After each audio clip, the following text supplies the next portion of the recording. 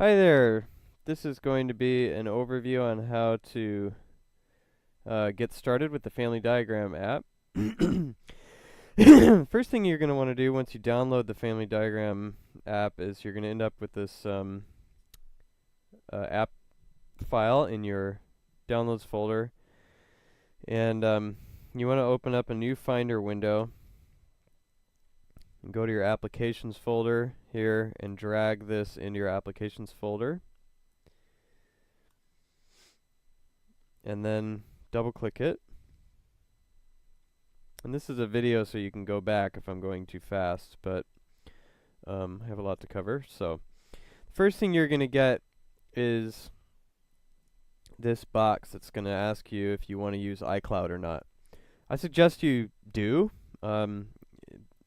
It doesn't matter now so much because the iPad version isn't running yet, but once it is, then you'll be able to share your documents on your devices. So if you don't, it'll just share it in your documents folder on your local machine. Either way, the app will work the same. I'm going to choose iCloud. So here is an empty list of documents of diagrams, and if I click New, I should get a new one right here. And now it's given this default name, and if you want to change the name, you can go to your Finder, iCloud, if you chose iCloud, and then you should see this Family Diagram folder, and you can just rename the file here. So, Stinson Family, and then it'll update here on the app. If you chose not to enable iCloud, go to your Documents folder, and it'll be just storing them right in there. So you'll find the new case.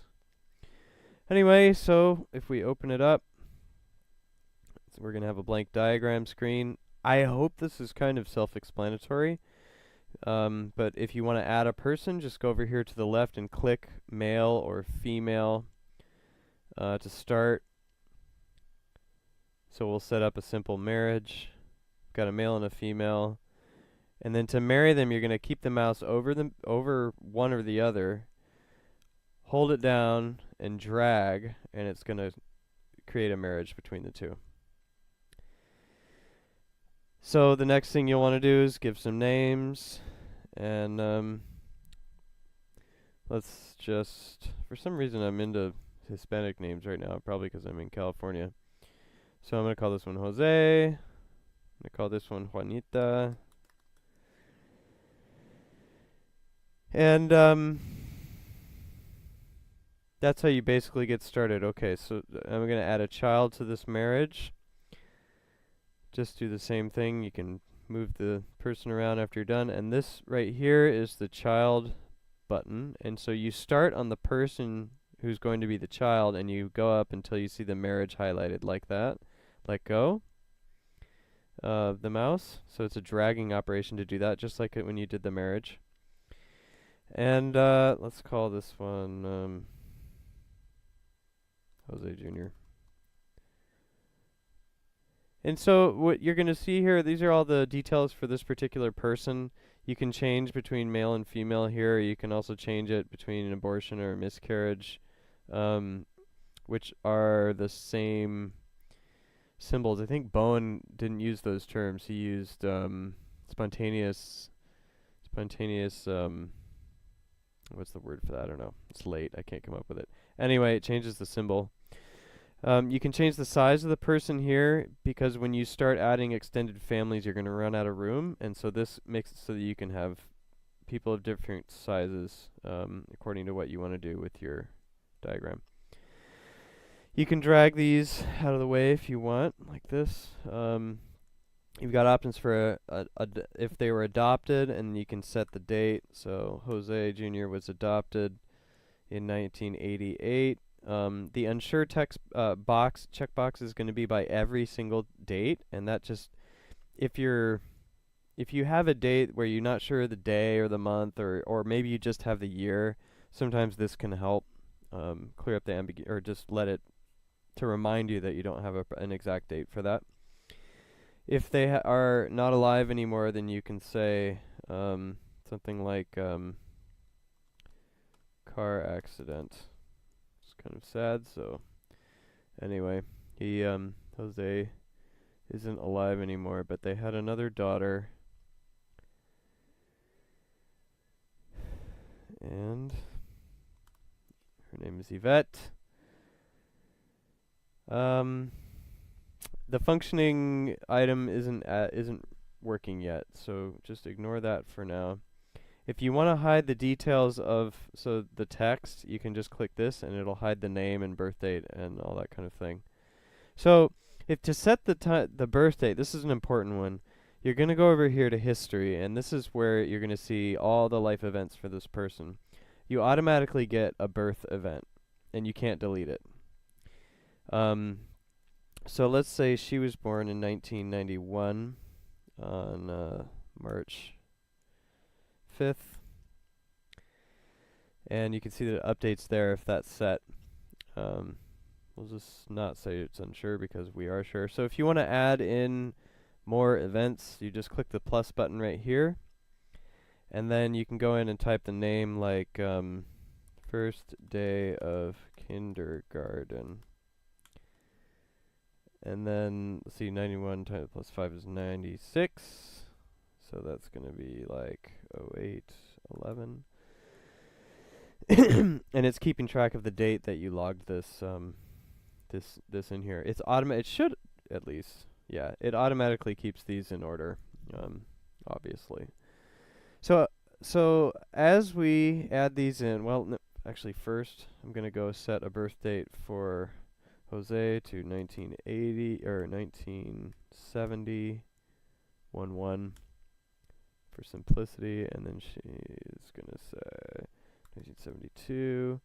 So as we add in these dates, going to add another one, another couple maybe, 1980 something, and then 1982. Event something else, another something. Okay. So as we add in these events, you can go up here to the timeline feature. And when you click on this, it's going to pull out this global timeline for the entire family. And what it does is it just takes all of the life events from each person. So remember, she's got a birth, something else, another something. And then Yvette, starting in 91, 96, has got her birth and first day of kindergarten. So you're going to see those events show up here, first day of kindergarten, and here's Juanita's dates. The other thing that happens with this is that when you have enough data entered in, you can cycle through the timeline like this, and it'll update the family and show what was happening at that point in time.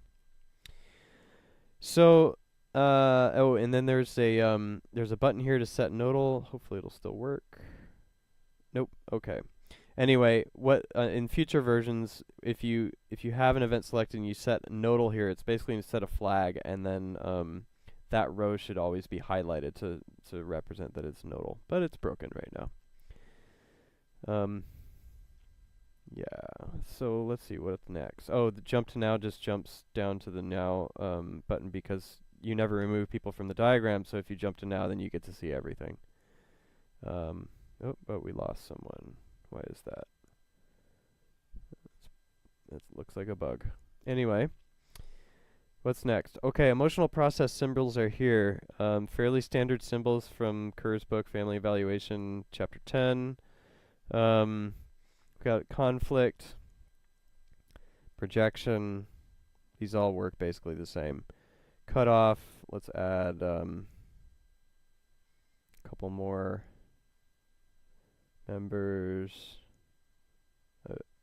So parents for Juanita, give her child, and let's say she's cut off from father. They don't communicate. And just for fun, we'll add second wife here, just to show how that works. Okay. So yeah, you can select people by drawing a marquee like this, just kind of like any usual diagramming application. Start here with the mouse down, drag down, and then release the mouse, and then you can move. Or you can select a couple of people and move like this. Makes storing in the diagram pretty easy, or arranging things on the diagram pretty easy. So I think the only last thing I can think of here is that when you pull up a person's details, you are also going to have a place here where you can store files for the person. This feature is maybe not working well yet, but at least this is how what the idea is. So if I've got a picture, I have all these really morbid pictures here. That's a nice one. So theoretically what you're doing is you're dragging files on here and it's going to store it with the person. You can also, so if you want to put like medical records or birth certificates and stuff like that in there, you can do that. If you go into the history and go onto an event and then click the edit button, you're going to get another pop-up here that is going to let you drag files onto that event. And this is an interesting feature because, let me find a good file. Oh, there's a fun one. This is an interesting feature because what you can do is you can start cataloging, keeping track of medical history for each person in this way. So if you want to put a diagnosis in there or an operation, or even just change in symptoms or anything like that, then you can keep track of it here. And then, not sure what's going on with that. Probably a bug. You can tack the files onto each event that way, just so you have a good record. Make sure that you're saving a lot. I put this in my introductory email. You can see if I move something, if I change anything on the diagram, you're going to see that there's going to be a little star up here next to the file name, and that means that the changes aren't saved. It should theoretically ask you to save when you close the app, but all this stuff is in flux and it might not. And if the app crashes, you'll lose your changes. So I always use Command S after every change, and it saves, and now you can see that there's no more changes. Or you can go up here to File Save. It's disabled right now because I need to make a change, and now I can save. Let's see, what else am I forgetting? This is a delete button, so that will delete a person. You do have undo, so Command Z will undo. You also have the typical undo and redo functions here. There are some options up here you can play with, like hide emotional process. We'll get rid of the symbols, which is kind of helpful. And what was the other ones?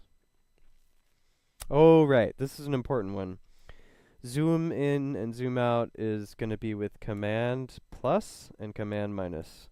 Later on, this is going to be with a pinch and zoom gesture, like on the iPhone and iPad, but it's just too hard to program right now, so that'll come later.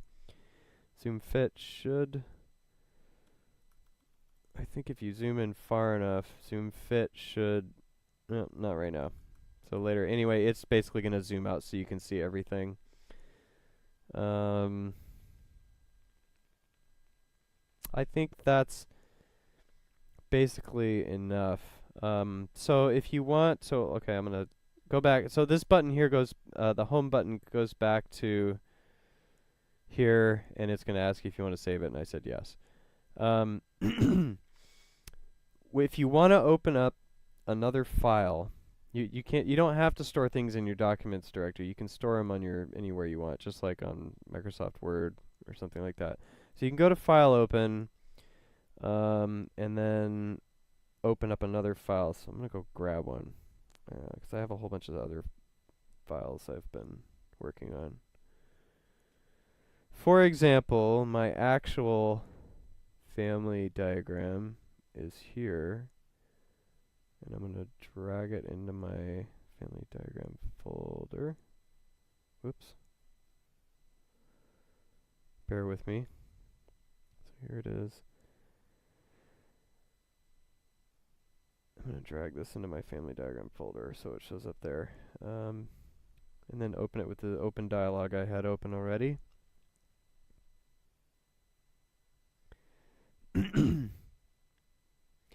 So this is what a diagram's going to look like when it starts to get kind of complicated. This is my current family diagram. I'm down here. I have double boxes because I'm the focal point for this diagram, and you can control that with this primary button. And you can see how it starts to kind of develop a little bit of personality, which is interesting. I'm going to put this in full screen. When you start adding a lot of members, you're going to really want to make use of the ability to set sizes for people, because then you can go in and have these little small projects going on within your really big project, the whole family. And this is there's so much information you could put in here with just a few people. And especially when you go up in the generations. I don't really know how this is going to work if you get up to 6, 7 generations, but the plan is to make it work for as much data as possible, so we'll figure something out.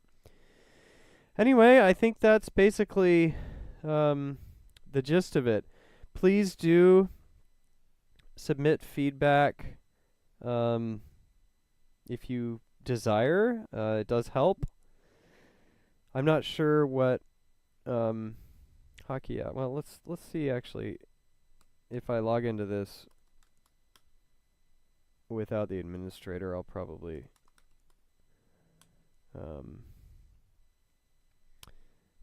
it'll probably look similar to the way it'll look for you, and that's what we want right now. Okay. So you're gonna when you log into Hockey App, which is where you got the beta invitation from, you're gonna create an account here, and then you're gonna go click on the Family Diagram app, and then in here you're gonna see all the versions that are available that I've released. So I haven't actually released this yet. I'm just about to tonight, but you'll be able to download the version from there. And then over here in feedback, this is the important one. You're going to be able to add, when you have problems with the app, just go in here and type in something short, like one sentence, like app crashed when I opened a file, or you know, it's the people are jumping all over the place when I'm trying to add a marriage, or something weird like that. So people are jumping all over the place. We'll just keep it nice and ignorant. And let's see, happens whenever, this is how you want to add in how you reproduce it. Happens whenever I try to add a marriage when the person is already a child. That's a really great reproduction statement. I think it takes kind of a programmer mind to formulate that sometimes, but just do the best you can. You can attach a file if you want, a screenshot if you know how to do that. If not, that's fine. And click send, and then I don't know what happens next when you're not administrator. Oh, okay, so it starts a thread. That's good. I guess we're in a conversation then. I guess that's it for now. So I'm about to send an email with all this information, and hopefully this will help. If you can submit feedback through Hockey App, that would be desirable. Feel free to send me an email and ask questions directly as well. And good luck, and thank you so much for giving this a shot, and hopefully you can make some diagrams that'll be useful for you. And I'll talk to you later. Bye-bye. Hi there, whoops. I'm just appending something to this video. I forgot that I wanted to show what it looks like when the timeline is really rocking. And so bear with me for a second. I'm going to open timeline test. This is basically the same thing that's in the other video demonstrating the timeline animation. But here's a mock family that I just threw in here to demonstrate this feature. Let's go like that. There we go. So once you have a lot of information in here, and actually this isn't that much information, the amount of events and the timeline for my family is already many times bigger than this, and it'll keep growing. But um, once you have the date, the birth and the death dates especially added in for everyone, and the marriages, that helps a little bit too. Then you'll end up, if you go back to the very first event in this family, it's 1900, and you should see just one person, the first person that was born, basically, because it starts off with their birth. And then as you cycle through, it's going to add the people. And because I added, for example, a marriage date for Heidi and Harold, then it knew to add, when I went from birth to Heidi and Harold's marriage, it knew to add the marriage. So the more date information you have, like Gerald's birthday, just added Gerald, the more this is really going to look like a, like an evolutionary process. You can see I've got some emotional process things in here. I think, he got pneumonia, so the focus went to that symptom. Something about stress. Anyway, so he marries Mona. Mona's fused with Peter. Conflict with Gerald and Mona. Oh, but they have a daughter. Somebody has a DUI. So lots of projection to there. And then schizophrenia diagnosis. And anyway, it keeps on going. And you can see how if you have enough data information in here and the emotional process symbols are dated adequately with start and end dates, then you can start to get a really interesting look at how things evolve. So that's all I wanted to say, and good luck using the app. Thank you.